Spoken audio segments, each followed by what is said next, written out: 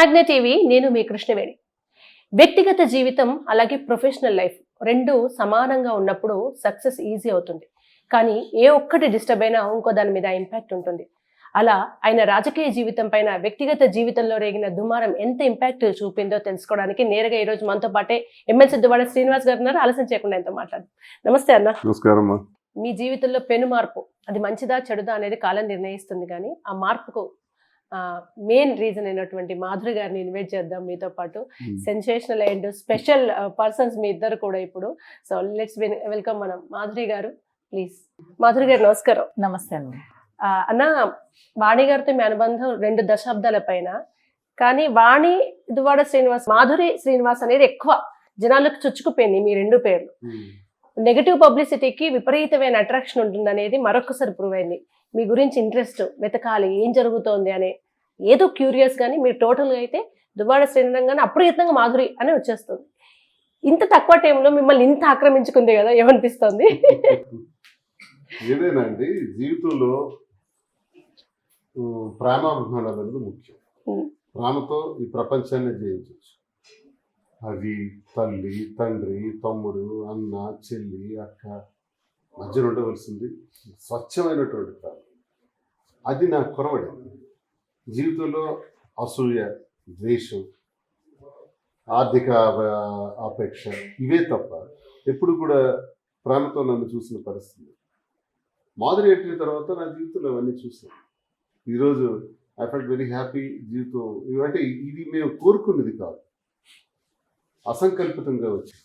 మేము అనుకున్నది కాదు. తను రాజకీయాలు చేయాలని రాజకీయాల్లోకి రావటం జరిగింది. కష్టపడి చేస్తుంది, పార్టీకి మంచి కృషి చేస్తుంది. దానివల్ల నాకు కొంత ఓట్ బ్యాంక్ పికప్ అవుతుంది. ఇలా అనుకున్న పరిస్థితుల్లో వాణి దీన్ని అడ్వాంటేజ్గా తీసుకొని ఇంకో రకంగా మంచారు. అదే మీకు ఇంత నేను చెప్పాను. నా 28 years మ్యారేజల్ లైఫ్లో లేనటువంటిది ఇప్పుడు ఎందుకు రావాలి?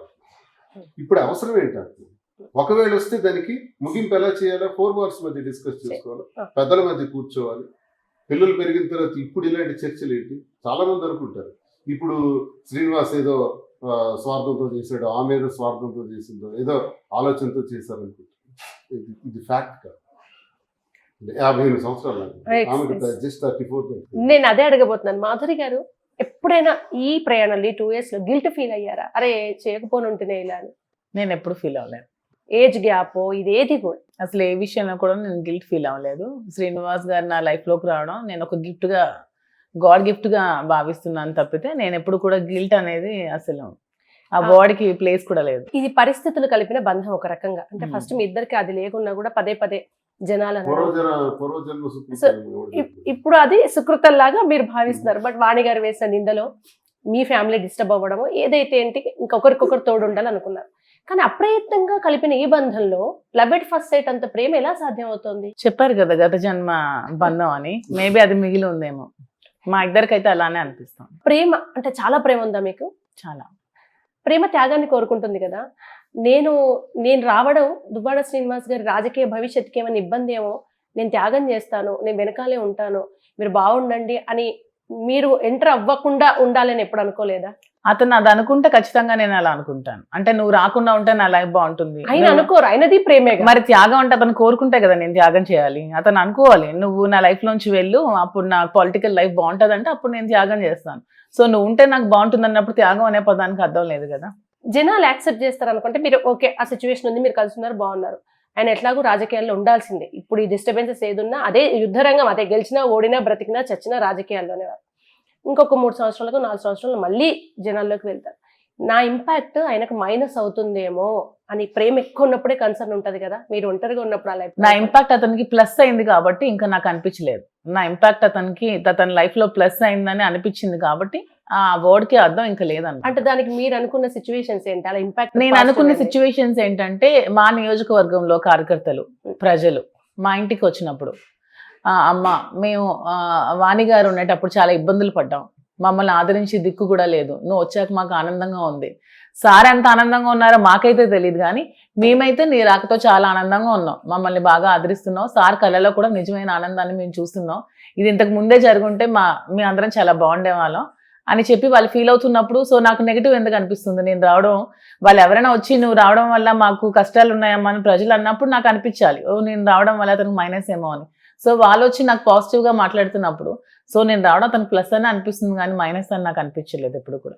You more strong. ఆ విషయం మీ ఇంటర్వ్యూస్ చూస్తే అర్థమవుతుంది. మీ దాకా రాని ట్రోలింగ్ ఏది లేదని నేను అనుకుంటున్నా. ఇది కూడా మీకు వచ్చి ఉంటుంది.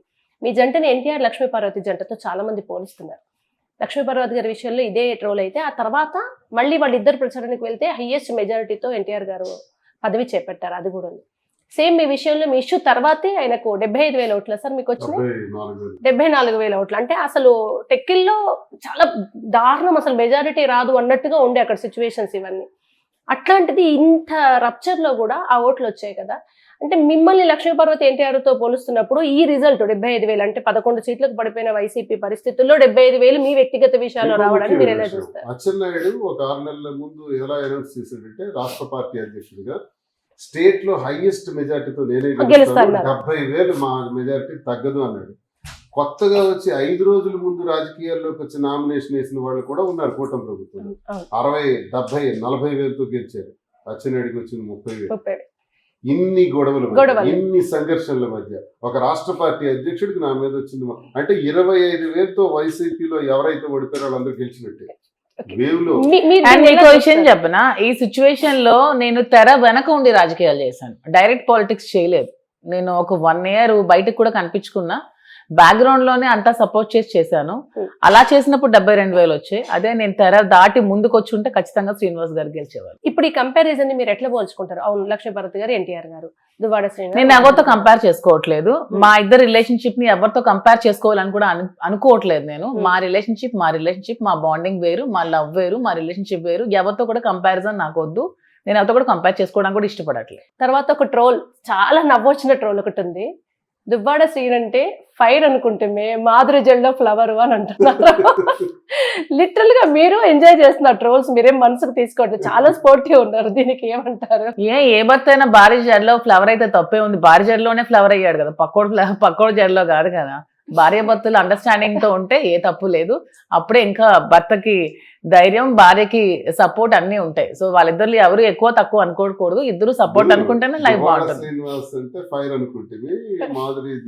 ఫ్లవర్ ఫైర్ నేను ఒక్కడే కాదు, మాధురి కూడా ఫైర్, ఇప్పుడు డబుల్ ఫైర్. ఇప్పుడు మీరు తను ఫైర్ బ్రాండ్ అని అర్థం అవుతుంది. ఎందుకంటే అన్ని విషయాలు కాసేపు పక్కన పెడదాం మేడం. ఒక స్త్రీ పిల్లలతో ఉన్నారు, మీకన్నా ఎక్కువ ఆడవాళ్ళకు ఉంటుంది సార్ సమాజం నుంచి థ్రెట్. అందులో పుట్టిల్లు వెలివేస్తుంది. ఇట్లాంటి సందర్భాల్లో పుట్టిల్లు అయిన వాళ్ళు అందరు పిల్లలు కూడా అర్థం చేసుకుంటారో చేసుకోరు. ఇటువంటి సిచ్యువేషన్లో ఆ డెసిషన్ తీసుకోవడం అనేది ప్రపంచానికి ఊహకందనంత గట్స్ ఉంటే సాధ్యమవుతుంది, లేకుంటే అవ్వదు. సూసైడ్ చేసుకుంటారు, ఆపారు మీరు, కానీ మళ్ళీ ఏదో ఒక టైంలో మళ్ళీ అదే రిపీట్ అయ్యేది. ఆ గట్స్ ఫస్ట్ నుంచి ఉన్నాయో మీకు ఎలా సాధ్యమైంది? అలా ఏం లేదు, పరిస్థితులే మనల్ని స్ట్రాంగ్ గా చేస్తాయి. పుట్టినప్పుడు అందరూ ఒకేలా పుడతాం, పరిస్థితులు అనుకూలంగా పెరిగి అలా ఒక్కొక్కరు అవుతూ ఉంటాం. సో అలాగే నేను స్ట్రాంగ్ అయ్యాను, పరిస్థితుల వల్ల స్ట్రాంగ్ అయ్యాను. ఇప్పుడు ఇంకా స్ట్రాంగ్ గా ఉన్నాను. ఇప్పుడు ఒక మాట నేను చెప్తాను. ఇప్పుడు చాలా మంది ట్రాలర్స్ నేను చెప్పాల్సింది, ఇది అసంకల్పితంగా జరిగిందని మీకు చెప్తున్నాను. రాజకీయాల్లో మా కుటుంబమే తీసుకొచ్చాం, ఆహ్వానించాం, ఆమె వచ్చారు. ఆమెకి నాకు రిలేషన్ పెట్టి వాణి 4 గోడల మధ్య అడుగుంటే బాగుండేది సమస్య. లేదు శ్రీనివాసే నాకు కావాలి, నా భర్తే నాకు కావాలని తను అనుకున్నా బాగుండేది. నా ఇంట్లో నేనుండేవాడు, తన ఇంట్లో తను. ఈ పరిస్థితి జరిగి ఉండేది. కానీ ఈ ప్రచారాన్ని కార్యకర్తలు, ప్రజలు అధిష్టానం వద్దకు తీసుకెళ్ళి దుష్ప్రచారం కింద మార్చేస్తే అప్పుడు నాకైతే పర్వాలేదు, పిల్లలు పెద్దోళ్ళు అయిపోయారు, చదివేశారు, మీరు అన్నట్టు మగాడిని కాబట్టి పర్వాలేదు. కానీ ఆమె పరిస్థితి ఏమని, కన్నవారి దగ్గర అత్తవారి దగ్గర చెడ్డ పేరు వచ్చేసి 3 చిన్నపిల్లలతో నడిరెడ్డు మీద ఉండేటప్పుడు ఏం చేయాలో దయచేసి మీ నుంచి కూడా ట్రోలర్స్కి కానీ సలహాలు సూచనలు ఇచ్చేవారికి కానీ నేను అడిగేది అదే. నేనేం చేయాలి? వదిలేయాలా? నాకెందుకని విడిచిపెట్టారు మేము? నేను అలా చేయలే. కుటుంబం నాది సెటిల్ అయింది, ఒక పాపకు పెళ్లి చేయాలి, అంతే నాకు ఉన్నటువంటి బాధ్యత. ఈమె పరిస్థితి అన్నీ నష్టపోయింది మా వల్ల. కాబట్టి నేను ఎందుకు ఆదుకోకూడదు? అంటే ఒక ఆడ మనిషిని, ఒక మగ వ్యక్తి, మగవాడు ఆదుకుంటే ఒకటే మీనింగ్, ఇంకోటి ఉండదా? ఇంకో అర్థమే ఉండదా? నేను అడుగుతున్నా సభ్య సమాజం. కాదు, మీరు మాధురి గారు ఇప్పుడు ఒక నింద వేశారు కదా, ఆ నింద వేసిన వాళ్ళను చెప్పుతో కొట్టినట్టు అది అబద్ధమని ప్రూవ్ చేయకుండా ఇప్పుడు వాణి గారి వాదన ఏంటి, నేను అన్నాను కదా చూడండి ఇప్పుడు అదే నిజమైంది అంటే నిజమేనేమో, నిప్పులేందే పొగొచ్చిందా, ఇలా ఉండడం వల్ల అవంది అనేది నిజమైంది కదా, మీరు అది అబద్ధం అని ఎందుకు ప్రూవ్ చేయలేకపోయారు? అబద్ధం అని ఎందుకు ప్రూవ్ చేయడం? ఇది ఆమె వచ్చాక రాకముందు 2 years నుంచి జరుగుతున్న విషయం ఇదంతా. ఏదో అప్పుడు జరిగింది 2022 నుంచి ఇది జరుగుతున్న గొడవలు. ఓకే, ఇప్పుడు వచ్చి ఆమె ఇష్యూ చేసింది. నేను 1 year మా ఇంట్లో తాళం వేసేసింది కదా వాడి, టికెట్ ఇచ్చేయండి అని. అప్పటి వరకు నేను మా ఇంట్లోనే ఉన్నాను కదా. మరి శ్రీనివాస్ గారిని ఇంటి నుంచి బయటకి గెంటేసి ప్రజల నుంచి దూరం చేయాలని ఫైనాన్షియల్ గా జీరో చేసి అతను కట్టుబట్టలతో కార్లోనే కూర్చోబెట్టి కార్లో పడుకున్నారు ఒక 3-4 days. మరి అలాంటప్పుడు నా వల్ల ఇలాంటి ప్రాబ్లమ్స్ ఫేస్ చేస్తున్న వ్యక్తి పక్కన నేను ఉండడం కరెక్ట్ అని నేను అనుకున్నాను. అనిపించలేదా ఆమె వేసిన నిందలన్నీ ఇప్పుడు నేను నిజం చేయబోతున్నానేమో అని? శ్రీనివాస్ గారు కష్టాలు పడుతున్నప్పుడు నా వల్లే ఇబ్బందులు పడుతున్నారు ఈ వ్యక్తి, అతని వల్ల ఇబ్బందులు పడుతున్నాను నేను నన్నలా అనుకున్నారు, నా వల్ల ఇబ్బందులు అతను పడుతున్నారని నేను కూడా అనుకుని ఒకరికొకరు సపోర్ట్ చేసుకుంటూ వచ్చాం. సో దాన్ని ఎవరో ఏదో అనుకుంటారు, ఇది నా లైఫ్ అమ్మా, ఎవరో ఏమనుకుంటే నాకేంటి, ఇది నా లైఫ్ కదా అనుకున్న వాళ్ళు నన్ను ఏమైనా వచ్చి పోషిస్తారా, పెంచుతారా? మేము కష్టంలో ఉన్నప్పుడు కార్లో ఉన్నప్పుడు మాకు ఏమైనా వచ్చి తిండి పెట్టారా? ఎవరైనా మీరు ఎవరైనా పెట్టారా? ఆర్జీవీ ఫాలోవరా? నేను ఆర్జీవీ ఫ్యాన్నే. నేను అలా ఏమైనా ఇప్పుడు మేము కార్లో ఉండేటప్పుడు మీరు కానీ ఎవరైనా మాకు తిండి పెట్టారా? మాకు ఫుడ్ లేనప్పుడు ఎవరైనా ఇచ్చారా? కరెంట్ కట్ చేసింది ఎవరైనా వచ్చి ఇంట్లో పెట్టారా? వాటర్ లేదు ఎవరైనా ఇచ్చారా? మా కష్టాలు మావి, మా లైఫ్ మాది, ఇది నా జీవితం, దేవుడు నాకు ఇచ్చిన జీవితం, నాకు నచ్చినట్టు నేను బ్రతుకుతాను. వాడో వీడో అన్నాడని ఫీల్ అయ్యి బతకాల్సిన అవసరం నాకైతే లేదు. కూడా నా భర్త కావాలన్నా శ్రీని ఇంటి నుంచి పోవాలి, టెక్కల నుంచి పోవాలి, ఎక్కడున్నా పర్వాలేదు, ఎక్కడ తిరిగినా పర్వాలేదు, ఆయన ఇక్కడ ఉండకూడదు. ఇది ఆమెకు నేను చాలా సార్లు రిక్వెస్ట్ చేశాను, ఈ గొడవలు వద్దు, కలిసి ఉండండి, హ్యాపీగా నా లైఫ్ పోతుంది మీ లైఫ్ పోతుంది అంటే ఇవన్నీ వద్దు, నాకు నా టికెటే కావాలి, మీరు ఎలా పోయినా పర్వాలేదు. నేను మనుషుల్ని పంపించాను, కార్యకర్తలతో మాట్లాడాను, చాలా చేశాను. మీరు ఇంత స్ట్రగుల్ లో ఉన్నప్పుడు ఆ టైంలో మీకు సపోర్ట్ గా ఉన్న వాళ్ళు ఎవరైనా ఉన్నారు? నాకు సపోర్ట్ గా ఎవరు లేరు, ఒక శ్రీనివాస్ గారు తప్ప. మీకు వారు ఆయనకు నేను, ఇంకా ఎవరు సపోర్ట్ అంటూ ఎవరు లేరు. మమ్మల్ని చూసేవాడు కూడా లేదు. మీరు ఊహించారా ఇంత భూతద్దం పెట్టి రంధ్రాన్వేషణ చేసి పాత వీడియోస్ అన్ని, మీ డాన్స్ వీడియోస్ కూడా తీస్తారు అక్కడ? అమ్మా అది నా వీడియో కాదమ్మా, మీ డాన్స్ వీడియోస్ అని మీరు అనే ముందు అది నాదే కాదా తెలుసుకోండి ఒకసారి. నన్ను ఇప్పుడు చూసారు కదా, ఆ వీడియో కూడా చూడండి. అది ఎవరో నెల్లూరు అమ్మాయి అంట, దాన్ని అనవసరంగా టీడీపీ కూటమి వాళ్ళు అలా చేశారు. నాకేం రికార్డింగ్ డాన్స్ చేసేవాళ్ళు తప్ప నేను అనట్లేదు. బట్లిప్పి హీరోయిన్లు ఎవే డాన్సులు చేస్తున్నారు, సినిమాల్లో హీరోయిన్ అంటున్నారు, అదే బతుకు తెరుగు కోసం స్టేజ్ మీద చేసి రికార్డింగ్ డాన్సులు అంటున్నారు. నేను వాళ్ళని తప్పపట్టట్లేదు, కానీ ఆ రికార్డింగ్ డాన్సులు చేసుకోవాల్సిన అవసరం నాకు లేదు. నేను భరతనాట్యం టీచర్ని, డాన్స్ స్కూల్ పెట్టి ఫ్రీగా క్లాసెస్ చెప్పేదాన్ని. అది మా నియోజకవర్గం ప్రజలు నన్ను దగ్గరగా చూసిన అందరికీ తెలుసు. కానీ అనవసరంగా ఈ పిచ్చి పిల్ల సైనిక్ బచ్చాగాళ్ళు, ఈ కూటమి టీడీపీ వాళ్ళు కలిపి మూకుమ్మడిగా నన్ను టార్గెట్ చేస్తూ ఆ వీడియో పెట్టి మాధురి అని ఫేక్ వీడియో పెట్టారు. అది అసలు నా వీడియో కానే కాదు అసలు. మీరు అది చూసినప్పుడు మీకు ఏమనిపించింది? ఇంత అంటే తను కాదంటున్నారు, ఇంత రాంగ్ గా ఇన్ని అబ్లిగేషన్స్ ఇంత పడుతుంటే మీకు ఏమనిపించింది? మా మీద కక్షతో ఉన్నారండి ఒక గ్రూప్ రాజకీయంగా. ఇప్పుడు పవన్ కళ్యాణ్ కి నాకు మేము చాలా విమర్శించుకున్నాం. పవన్ కళ్యాణ్ మా పార్టీని మంత్రులకి చూపించాడు, అలాగే నువ్వెంత నీ బ్రతుకెంత జగన్మోహన్ రెడ్డి గారిని అన్నాడు, వైసీపీ నా కొడకల్లారా అన్నాడు. అప్పుడు నేను పవన్ కళ్యాణ్ చూపించి నేను చెప్పించి కొడతాను, నాకు తెలుసురా కొడతామని నేను చెప్పడం జరిగింది. దాని మీద ఇప్పుడు నా పైన కేసు కట్టారు. 2 years బ్యాక్ నన్ను అన్నమాట కేసు కట్టి నన్ను స్టేషన్కి తీసుకెళ్ళారు. ఇలాంటి అదిరింపులకి బెదిరింపులకి నేను బదిరేది లేదు. ఇప్పుడు కూడా అదే చెప్తున్నా. నన్ను ట్రోల్ చేయడానికి జనసేన టీం సపరేట్గా, టీడీపీ ఐటీడీపీ టీం సపరేట్గా ఇవన్నీ మాకు చేస్తున్నారు.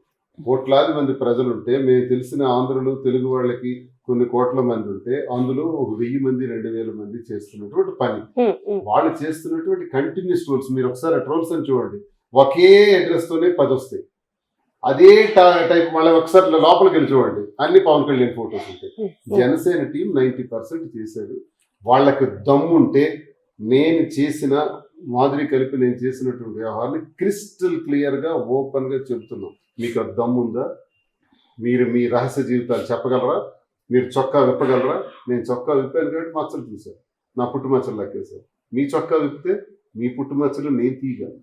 కానీ ఎవడి బాధలు అడుగుంటే ఎవడి వ్యక్తిగత జీవితం అంటుంది. ఈ వ్యక్తిగత జీవితానికి రాజకీయానికి సంబంధం లేదు. మేము చేశామని ఏమో మాదిరి నాకు ఎవరో తెలియదని నేను అనేయచ్చు, శ్రీనివాస్ ఎవరో నాకు తెలియదని ఆమె అనేయచ్చు, మేము రహస్యంగా తిరిగేయచ్చు. ఎందుకు తిరగాలి? ఎందుకు పని చేయాలి? వాస్తవం చెప్తాం, ప్రజలకు క్లారిటీగా చెప్తాం. కానీ సత్యవాది లోక విరోధాన్ని మీరు వినే ఉంటారు కదా. అంతే 100%. ఏముంది, షేర్ చేసుకో, నా కోసం అందరూ ఆలోచిస్తున్నారుగా, చేసుకోండి. ఇప్పుడు ఇంకొక కామెంట్ కూడా ఉంది సీనన్న మీ మీద. పవన్ కళ్యాణ్ గారిని పెళ్లిళ్ళ మీద విమర్శించారు. కర్మ బూమరాంగ్ తిప్పి తిప్పి మళ్ళీ అక్కడికే వెళ్ళి వాళ్ళ దగ్గర ఆగింది, ఇప్పుడు ఏం మాట్లాడతారని. దానికి మీరేం సమాధానం చెప్తారు? నేను తిప్పి వాళ్ళ దగ్గర శ్రీనివాస్ గారు ఇప్పటికే అదే చెప్తారు. సనాతన ధర్మం కోసం మాట్లాడావు కదా, నువ్వు 2 పెళ్లిళ్ళు ఎలా చేసుకున్నావు అని శ్రీనివాస్ గారు క్వశ్చన్ చేశారు. అది కూడా ఏంటి, రేణు దేశాయ్తో రిలేషన్షిప్ లో ఉండగా ఇంకొక అమ్మాయికి ప్రెగ్నెంట్ చేశాడు తను. అంతేగాని తనకి డైవర్స్ ఇచ్చి తను చేయలేదు. ప్రెగ్నెంట్ అయ్యాక అప్పుడు డైవర్స్ ఇచ్చి తన అమ్మాయిని పెళ్లి చేసుకున్నాడు. శ్రీనివాస్ గారు ఏమో అలా చేయలేదు కదా. వైఫ్ వద్దని గెంటేసిన తర్వాత ఒంటరిగా ఉండిపోవాలి ఆ జీవితం, ఇంకొక జీవితం చూసుకోవాలి కాబట్టి చేసుకున్నారు తప్ప ఎవరిని ఇక్కడ మోసం అన్యాయం చేయలేదు పవన్ కళ్యాణ్ లాగా. సో అది ఇప్పటికీ మేము సమర్థిస్తాం. మేము తప్పు ఆ మాటలు అన్నా మేము ఇప్పటికి బ్యాక్ తీసుకోదలుచుకోలేదు. కానీ ఈ పెళ్లి లేదా ఇంకా పెళ్లి అవ్వలేదు, కోర్టులో కేసు నడుస్తుంది, మీరు కలిసి ఉండడం మీద రాజకీయాలకు సీనన్న అనర్హుడు అనే మాట వినిపిస్తోంది కదా. మరి అలాంటప్పుడు పవన్ కళ్యాణ్ డీసీఎం కూడా అనర్హుడే కదా. మరి 3 పెళ్లిళ్ళు చేసుకున్నాడు ఎలాగా అర్హుడు అవుతాడు డీసీఎం గా? రెండో పెళ్లి చేసుకోవాలనుకున్నాం, 3వ పెళ్లి చేసుకున్నారు. రేణు దేశాయ్ ఎలా చేసుకున్నారు అవన్నమాట మేము అంటున్నాం. ఆమె కలిగే ట్రోల్ చేశారు. ఒక ఆడబిడ్డను కూడా చూడకుండా ఇష్టానుసారిగా ఉంటారు సైకో నాకు వాళ్ళు చేసిన. ఈ విషయానికే రాజకీయంగా అనర్హులు అంటే ఏ మగాడు కూడా రాజకీయాలు చేయకూడదు. కానీ మీ చరిత్ర మీరు చూసారు కదా, ఎవరి తప్పులు వాళ్ళు మాట్లాడరు మేడం. ఇప్పుడు ఎవరు బలంగా నెగిటివ్ పబ్లిసిటీ చేస్తే వాళ్ళదే పై చేయి అనేది ప్రూవ్డ్. ఇప్పుడు లక్ష్మీపార్వతి గారు, ఎన్టీఆర్ గారు ఆ వయసులో ఆయనకు ఉండే కారణాల రీతి ఏం చేసుకుంటే చివరికి ఏం జరిగింది, ఇప్పటికీ ఏం జరుగుతుంది అనేది ఉంది. పవన్ కళ్యాణ్ గారి విషయంలో కూడా ఏం జరిగింది, ఏం జరుగుతుంది అని వ్యక్తిగత జీవితం అనేది ఖచ్చితంగా ఇట్లా పాయింట్ తీసి పెడతారనుకున్నప్పుడు వాటికి అవును అంటారు అని డిసైడ్ అయిపోయారా మీరు? అంటే అనుకోనివ్వండి అని డిసైడ్ అయిపోయాము. మేమేంటో మేము ప్రూవ్ చేసుకుందామని డిసైడ్ అయ్యాము. ఇంకా ఇప్పుడు టైం బీయింగ్ అంత టైమే చెప్తుంది. ఇంకా మా రిలేషన్షిప్ ఎలా ఉంటుంది, మేము ఏం చేయదలుచుకున్నాం అనేది కాలం చూపిస్తుంది. ఎవరైతే మాకు కామెంట్స్ చేస్తున్నారో వాళ్ళకి చూపిస్తాం. ఇంకా అంతకు మించి మేము చెప్పలేము. ఇంకా మీరు నిజంగా రాజకీయాల్లోకి ఎదిగి మీరు ఒక మినిస్టర్ అయినా, మీరు ఇంకా అసలు అంటే శ్రీనన్న జీవితంలోకి రాకుండా మీరు ఎమ్మెల్యే అయినా ఇంత పబ్లిసిటీ వచ్చేదా మీకు? అసలు వచ్చుండేది కాదేమో. ఇప్పుడు ఆల్మోస్ట్ తెలుగునాట అందరికి మీరు ఎక్కడికి వెళ్ళా గుర్తుపడతారు. మాక్సిమం నిన్న యూపీ వెళ్తే అక్కడ కూడా గుర్తుపట్టారు. అక్కడ కూడా ఫ్యాన్స్ ఉన్నారు, నార్త్ లో కూడా. నాకు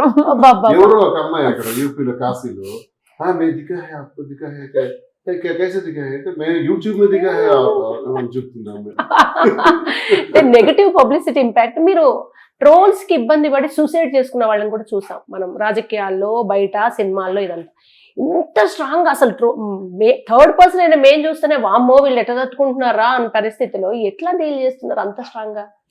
ఎందుకు కామెంట్స్ ఎందుకు పట్టించుకోవాలి? మన వెనక మాట్లాడే మాటలు మనకి ఎందుకు పట్టించుకోవాలి? వాళ్ళు మన ముందుకు వచ్చి మాట్లాడి ధైర్యం లేనప్పుడు వెనకేదో మాట్లాడి ఎవరు ఏ అమ్మాయి కూడా పట్టించుకోకూడదని నేను చెప్తాను. అమ్మాయి కూడా అందరూ స్ట్రాంగ్ గా ఉండాలి. మనం ముందే డిసైడ్ అవ్వాలి. మనం ఒక ఫీల్డ్ లోకి బయటకు వచ్చాము అంటే మన మీద చాలా కామెంట్స్ చేస్తూ ఉంటారు, ఏవో రకాలు మాట్లాడుతూ ఉంటారు. అవన్నీ తట్టుకోగలిగితే ఇంటి నుంచి బయటకు రావాలి, లేదంటే ఇంట్లో నోరు మూసుకొని కూర్చోవాలి. సో ఇంకా వచ్చాక వాళ్ళు అంటున్నారు వీళ్ళు అంటున్నారు నేను బతకలేను అంటే మరి రావడం కూడా వేస్ట్. ఎందుకంటే సొసైటీలో ఏ ఫీల్డ్ లో ఉన్న అమ్మాయిలు కూడా ఈ కామెంట్స్ తప్పనిసరి. అది మీరైనా నేనైనా ఎవరైనా సరే ఇంటి నుంచి బయటకు వచ్చామంటే ఖచ్చితంగా కామెంట్స్ ఉంటాయి. ఇంట్లో కుందేలాగా ఉన్న వాళ్ళకి, వంటగదిలో ఉన్న వాళ్ళకి వాళ్ళు కూడా కామెంట్స్ ఉంటున్నాయి ఖచ్చితంగా. పక్కోలో పొరుగులో ఎదురోలో ఏవో ఒకటి అంటూనే ఉంటారు. మహిళ అంటే ఏదో ఒక సందర్భంలో ఏదో కామెంట్స్ ఫేస్ చేస్తూనే ఉంటుంది. సో అవన్నీ పట్టించుకుంటే లైఫ్ లో ముందుకు వెళ్ళాం. చదువుతారా కింద కామెంట్స్? అస్సలు నేను చదవను. ఒకప్పుడు ముందు స్టార్టింగ్ లో చదివేదాన్ని, కొంచెం మనసుకి కొంచెం ఏదో బరువుగా అనిపించేవి కామెంట్స్ చదువుతూ ఉంటే.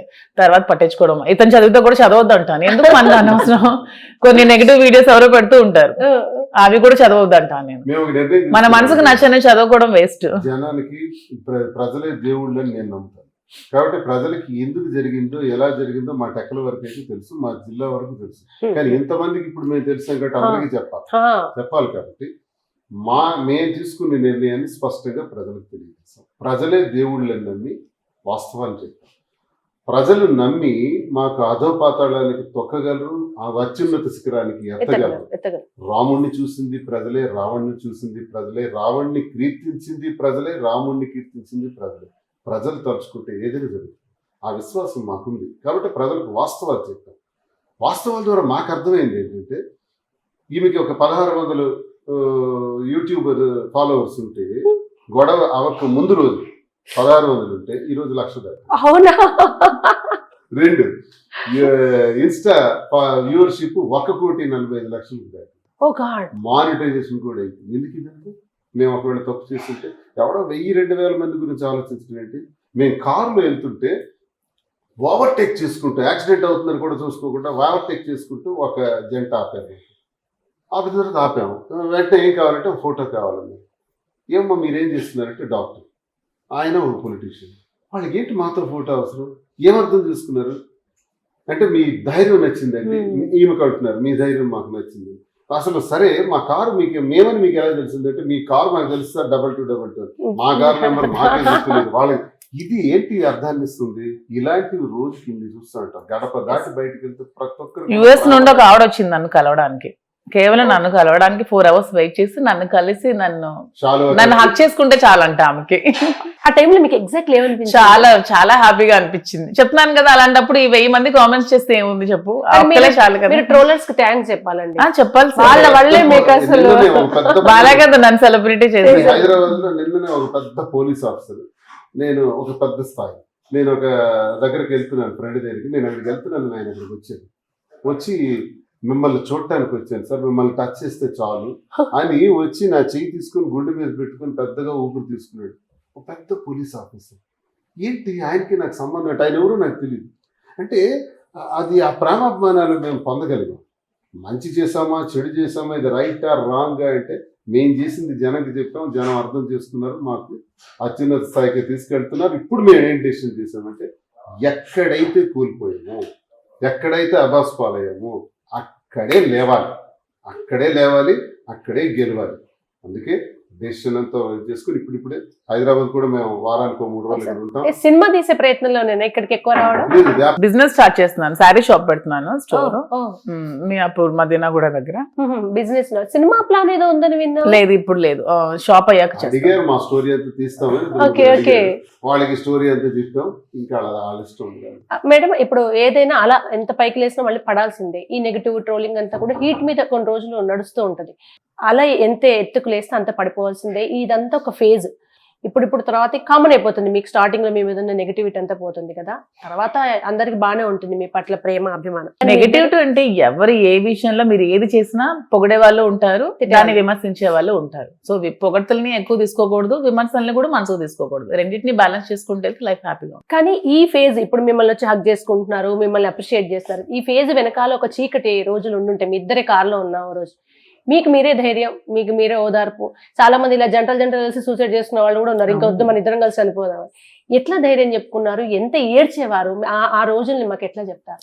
మేము చనిపోతే శ్రీనివాస్ గారు నమ్ముకునే ప్రజలు ఏమైపోతారు? అతనికి అన్నిటికంటే కూడా ప్రజలంటే చాలా ఇష్టం. అసలు యాక్చువల్ గా ప్రజా జీవితం అంటేనే తనకి ఇష్టం ఎప్పటి నుంచి కూడా. సో అతనికి ఇలా ప్రజలే ఇంపార్టెంట్ అన్నప్పుడు మాకు మేము ధైర్యం చెప్పుకుంటూ ప్రజల కోసం లైఫ్ లీడ్ చేయాలనే ఆలోచన తీసుకొని ఇద్దరం కూడా ముందుకు సాగించారు. అందరు కింద సరెండర్ చేసేటప్పుడు వాణిలో మంచినీళ్ళు కూడా లేవు, పవర్ కట్ చేసింది, పవర్ కూడా లేదు, పవర్ కట్ చేసేసినారు. ఉంటే పైన మేడ మీద ఉన్నానే తప్ప మంచినీళ్ళు లేక, భోజనాలు లేక, ఒక్క ఇడ్లీ 2 ఇడ్లీలతో కూడా గడిపిన రోజులు ఉన్నాయి ఈ గొడవలు. అప్పుడు ఎక్కువ ధైర్యం ఎవరు చెప్పేవారు? మీరా? ఇంకెవరు లేదు. ఎవరు ఎక్కువ ఇందులో స్ట్రాంగ్ ఏం కాదు అని ఎక్కువగా నైనా చెప్పేవాడు, తను నాకు. మీరు ఎక్కువనా తను ఎక్కువనా చెప్పేది? ఎక్కువగా ధైర్యం. నేను వీక్ అయినప్పుడు అతను చెప్తారు, అతను వీక్ అయినప్పుడు నేను చెప్తాను. తర్వాత మీ పాటలు సీనని ఎక్కువగా ఇంప్రెస్ చేసిన విషయం ఏంటంటే అందులో ఒకటి మీ పాటలు కూడా. ఒకటి డెడికేట్ చేస్తే ఒక పాట సీన్. లేదు, కోల్డ్ గా ఉంది ఇప్పుడు. జలుబు గొంతులో పాటలు చాలా బాగా వస్తాయని ప్రతి సింగర్ కు తెలుస్తుంది. కోల్డ్ అండ్ కాఫ్ గా ఉంది. ఇంకోసారి పాట ఎన్నిసార్లు పాడతాను, ఎప్పుడు కరిగిపోయాను వద్దు మాకు. ఎందుకంటే మీ ఇద్దరు కూర్చున్నాక పాట లేకుంటే అసలు అదేదో ఇంకేమైనా క్వశ్చన్స్ అడగండి. పాట తర్వాత కండి ప్లీజ్. 2 lines క్లాసికల్ పాడండి. బేసిక్ గా నాకు తెలిసిందైతే నేను గొంతు కలుపుతాను మీతో పాటు. నేను అంతో ఇంతో పాడుతుంటా. పాడండి అయితే వింటాను. ఎప్పుడు మేమేనా మా ఇద్దరిని ఉద్దేశించి ఒక పాట పాడండి. లేదు, ఇప్పుడు మీదంటే జనాలు వింటారు, నాది ఎవరు వింటారండి? ఎంత బాగా పాడినా వినరు.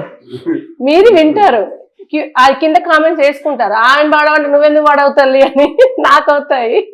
రతికేలి రుక్మిణికి రంగు మోవి పగడము మితి గోవర్ధనపు గోమేదికము.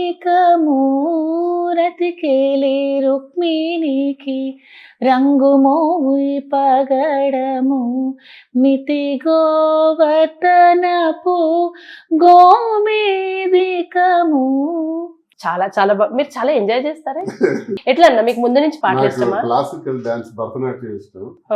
సరదాగా ఎప్పుడైనా ఖాళీగా ఉన్నాం అనుకుంటే మంచి ఇది నెమలికి నేర్పిన నడకలు ఇలాంటి పాటలు చాలా బాగా చేస్తాను. పాటలు ఫస్ట్ నుంచి ఇష్టంగా వినేవాళ్ళ మీరు? నేను చాలా మ్యూజిక్ అంటే నాకు చాలా ఇష్టం. ఏ టైప్ సాంగ్స్ ఎక్కువ వింటారు? ఎక్కువ ఇలా classical NT Rama Rao old songs అంటే చాలా. ఆయన సీనియర్ ఎన్టీఆర్ అంటే నేను ఇష్టం. Okay okay. ఆయన సాంగ్స్ అన్ని ఎక్కువ వింటాను. మీరు ఇళయరాజా గారివా? నాకు అలా లేదు, మెలోడీస్ అన్ని సాంగ్స్ ఇష్టమే, మ్యూజిక్ అంటే ఇష్టం. పాడించుకుంటారా అన్న ఎప్పుడైనా? ఎప్పుడు నేను సీడీల్లో ఫోన్లలో వినేదేంటి, లైవ్ లో పాడించుకుంటారా మీరు? అనిపించిందా ఎప్పుడైనా జీవితంలో ఎందుకు ఇంత లేట్ గా మనకు ఒక సోల్మేట్ దొరుకుతారు, ఇంత డిఫికల్ట్ సిచ్యువేషన్స్ లో ఎందుకు దొరుకుతారని అనిపించింది? అంటే నా జీవితంలో నేను ఒకటి నాకు అర్థమైంది, నా జీవితం రాజకీయాలకు ఎంకుతాం, కుటుంబ జీవితం నాది ఇబ్బంది. అయినా పిల్లలు ఉన్నారు కాబట్టి వాళ్ళ కోసం జాగ్రత్తగా ఉండాలని కాలం ప్రయత్నించాను. ఆ ప్రయత్నం పోయింది, ఆఖరికి బయట పడిపోయింది. ఇలాంటి పరిస్థితుల్లో జీవితం అంతా ఇంటిలో, నేను బయటంతా తిరిగి ఇంట్లో అడుగు పెట్టేటప్పటికి నాకు యుద్ధం స్టార్ట్ అయింది. ఆ యుద్ధం, అందుకే ఆ యుద్ధం భరించలేక ఉదయం 6 గంటలకు బయలుదేరి రాత్రి 10 వరకు పబ్లిక్ లోనే ఉండేవాడు. ఆ 10 గంటలకు వెళ్ళిన తర్వాత కూడా తిన్నావా లేదా అని ఉండేది కాదు, గొడవ స్టార్ట్. మేడం, నేను మిమ్మల్ని ఒకటి సూటిగా అడగాలనుకుంటున్నాను. మీకు పిల్లలు ఉన్నారు, మీ పిల్లలు మీతో ఉన్నారు, హ్యాపీగా ఉన్నారు, మిమ్మల్ని అర్థం చేసుకున్నారు చిన్న వయసైనా. బట్ అన్న వాళ్ళ పిల్లలు చాలా పెద్దవాళ్ళు, మెచ్యూరిటీ లెవెల్స్ ఎక్కువ ఉండాలి. ముఖ్యంగా ఆడపిల్లలకు తల్లి కన్నా తండ్రితో ఉండే అనుబంధం వేరే. ఎప్పుడు కూడా నానకూచీలు అంటారు అమ్మాయిలందరినీ. అటువంటి కూతుళ్ళు తండ్రిని ఎందుకు అర్థం చేసుకోలేదు? ఆయన కన్నీళ్లు పెడుతుంటే కూడా ఎందుకు? తర్వాత మొన్న సారీ అని ఒక వీడియో రిలీజ్ చేశారు తప్ప ఆ పెయిన్ ఎక్కువ ఉంటది కదా, అది కూడా చేయలేదు. 25 నుంచి వాళ్ళ మదర్ ఎలాంటిదో వాళ్ళ పిల్లల్ని కూడా అలాగే, ఏదో పున్నమ నాకు సినిమాలో చిరంజీవి విషయం పెట్టి పెంచినట్టు ఆమె కూడా అలాగే పెంచింది. అందుకే తండ్రి ప్రేమను వాళ్ళు అర్థం చేస్తారు. కానీ మెమోరీస్ ఉంటాయి కదా, అంటే తండ్రి అనే ఎమోషన్ ఒక ఆడపిల్లకు అంతే కదా. ఈ రోజు మంది రేపు మంది కాదు. నేను చేయాల్సిన ధర్మం నేను చేశాను, ఇంకా చేయాల్సింది ఏదైనా ఉంటే చేస్తాను. మేము ఒకటే నిర్ణయం తీసుకున్నాం, మేము ఇద్దరం కలిసి తీసుకునే నిర్ణయంలో ఆమెకి 3 పిల్లలు, నాకు 2 పిల్లలు, 5 మా పిల్లలు అని తీసుకున్నాం. మేము వేసిన ప్రతి స్టెప్లో కూడా 5 పిల్లలకి నష్టం జరగకూడదు, వాళ్ళు బాగుండాలి, వీళ్ళు పిల్లలు చదువుకోవాలి, పైకి రావాలి, ఉన్నత స్థాయికి రావాలి. ఆల్రెడీ చదువులు పూర్తయిన నా పాప పిల్లలు కూడా ఒకదాన్ని పెళ్లి చేసేయాలి, ఇంకో పాప పెళ్లి అయిపోయింది. ఇవన్నీ సెటిల్ చేయాలి, ఏ ఇబ్బందులు లేకుండా, వాళ్ళు మా వల్ల ఎఫెక్ట్ కాకూడదు. ఒక పాపకు పెళ్లి చెయ్యాలి అంటున్నారు, ఎట్లా అంటే ఇదేం డిస్టర్బెన్స్ అనిపించదా అక్కడ సిచ్యువేషన్ లో? మ్యారేజ్ లో పీటల మీద కూర్చోవాలి, వాణి గారితో పీటల మీద కూర్చోవాల్సి ఉంటుంది కదా మీరు. మాధురి గారు మీకు ఓకేనా? అది పెళ్లి చేయాల్సి వస్తే వాణి గారితో పీటల మీద కూర్చోవాల్సి వస్తుంది కదా. ఎలా మనకు తిరుగుతుందో తెలియదు. కొన్ని సినిమాలు కథ రాస్తుంటాడు, క్లైమాక్స్ అర్థం కాని కథ ఇదంతా. కొన్ని కథలు నేను చూసాను, సినిమా కథ రచయిత రాస్తుంటాడు, స్క్రీన్ ప్లే అక్కడ నడుస్తూ ఉంటుంది.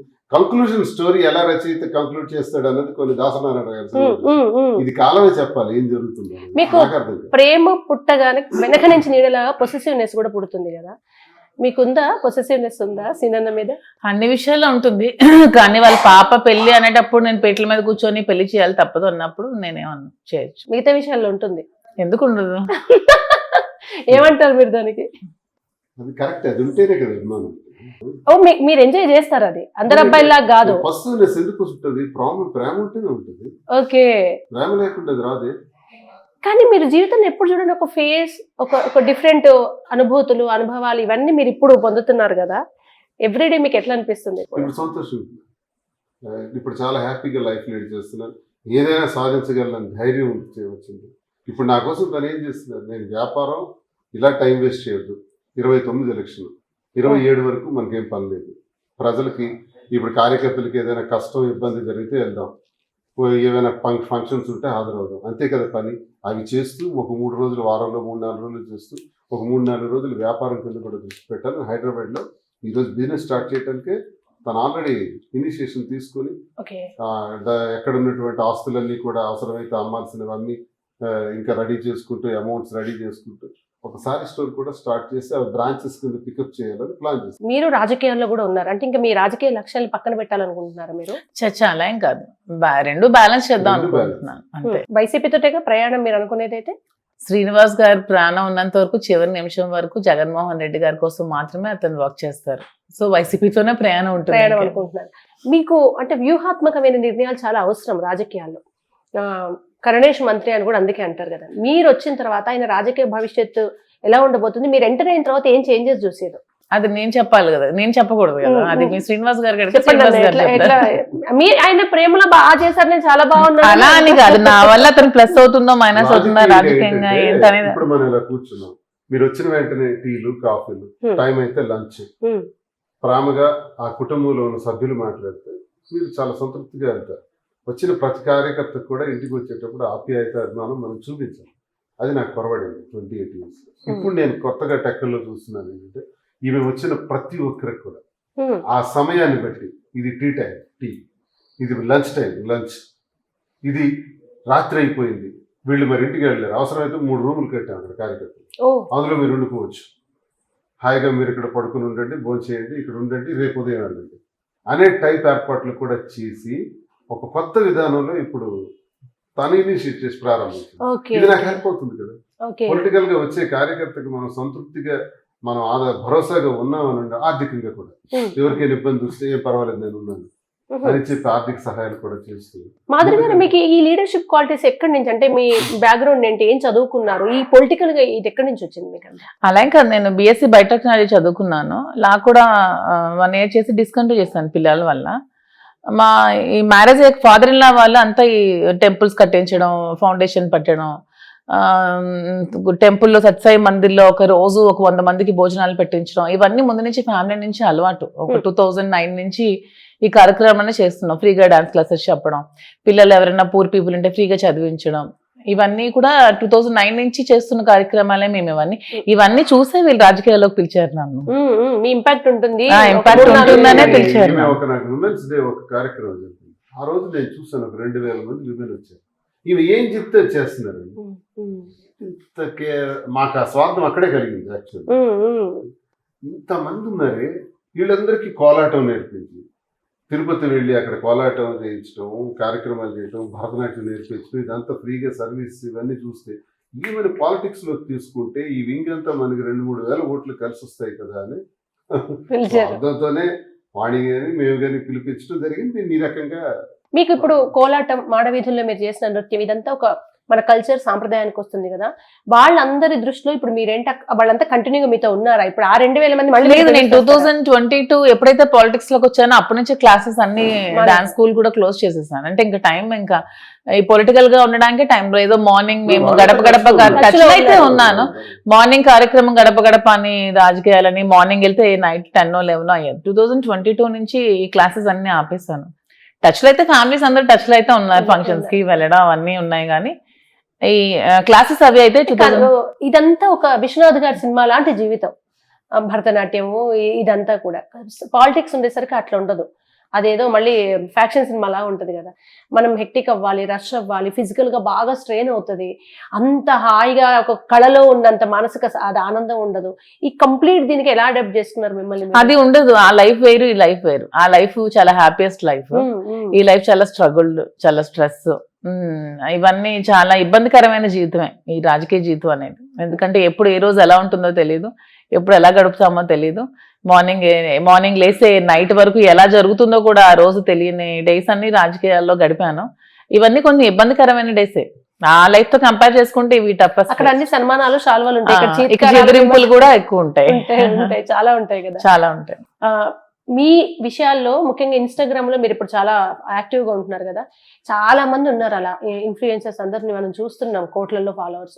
కానీ మీ విషయానికి వచ్చేసరికి స్పెషల్ ఫోకస్ అవుతుంది కదా. తిరుమలలో మీరు నడిచిన వీడియో కూడా రిలీజ్ చేశారు, మీరు నడిచిన దాన్ని ఒక సీన్ చేయడం, మాట్లాడిన దాన్ని ఒక సెన్సేషన్ చేయడం, ఏమీ లేకుండా నేను రీల్స్ చేశానని నన్ను స్టేషన్ లో కంప్లైంట్ పెట్టించిన, ఇవన్నీ రాజకీయంగా జరుగుతున్న కుట్రలే అమ్మా. ఏ రోజైతే నేను పవన్ కళ్యాణ్ కోసం మాట్లాడి ఇలా ఫోకస్ అయ్యాను, ఆ రోజు నుంచి నా మీద ఎక్కువగా ఫోకస్ పెట్టి ట్రోల్స్ చేయడం, కామెంట్స్ చేయడం, ఇలా కేసులు పెట్టించడం, ఇవన్నీ చేస్తున్నారు. ఇప్పుడు ఈ కేసులు ఎట్లా ఎదుర్కొంటున్నారు అంటే, ఇప్పుడు తిరుమల మాడవీధుల్లో రీల్ దగ్గర నుంచి మొదలు పెడితే మీ విషయంలో పెట్టిన కేసుల దాకా మీరు ఎట్లా ఎదుర్కొందాం అనుకుంటున్నారు? నేను ఉద్యమాల్లో ఉండేటప్పుడు నా మీద 18 కేసులు పెట్టారు, 7 మర్డర్ కేసులు పెట్టారు, 65 రోజులు జైలు కేసులు, ఇవన్నీ నాకు లెక్కించారు.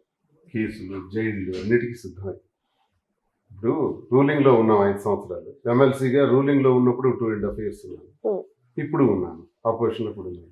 ఏమైనా తప్పు చేశాను, అవినీతి ఏమైనా చేసామా, లంచాలు తీసుకున్నామా, భూకబ్జాలు చేసామా, భూదందాలు చేసామా, ఏదైనా అధికార దుర్వినియోగం చేసామా, దమ్ముంటే తీయాలి. నా పైన గెలిచిన అచ్చెన్నాయుడు తీయాలి, తీసి నన్ను అరెస్ట్ చేయాలి, కేసులు కట్టాలి. ఉందా దమ్మాళ్ళకి? సవాల్ చేస్తున్నాను. నిజాయితీగా ఉన్నాం పాలిటిక్స్, ఎప్పుడు తప్పు చేయలేదు అనడానికి ఇది నిదర్శనం. తప్పు ఒకవేళ చేస్తుంటే వాడు తీయాలి ఈ ప్రభుత్వం. ఆ పరిస్థితి మేము ఎప్పుడు చేయలేదు, నిజాయితీగా చేసాం, ఇంకా చేస్తాం. కాబట్టి ఈ కేసులకు భయపడే ప్రసక్తే లేదు. ఏం కేసులు ఇవి? 2 సంవత్సరాల క్రితం నువ్వు పవన్ కళ్యాణ్కి ఎందుకు తిట్టావు? నన్ను పోలీస్ ఆఫీసర్ వచ్చి అడగటం.